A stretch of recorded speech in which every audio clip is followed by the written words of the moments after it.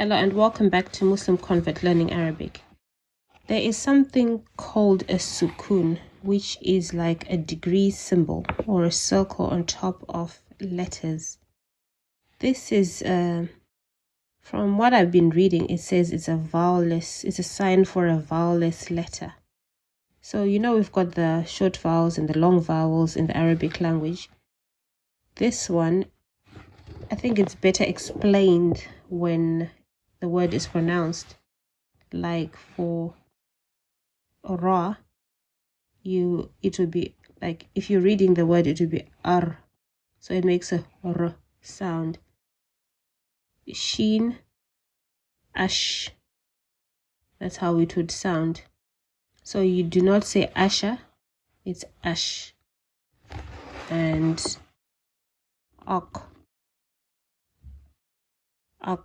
here, and here ak instead of ka, ki, or ku, it's ak. This will be an.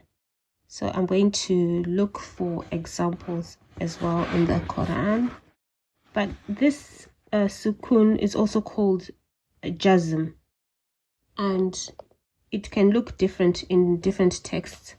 Here it looks like a circle, but like in the Quran, it looks like this. This is the symbol in the Quran, like that. It's almost like, don't know how, yeah, you just see that. That's the same sukoon or jazm, and you find it like that as well here, there.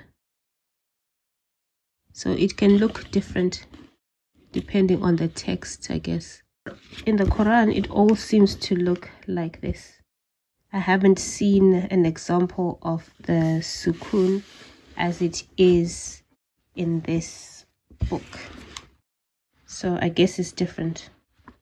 There it is, the sukoon, and it's the same sukoon right there. Thanks for watching, and see you again in the next video.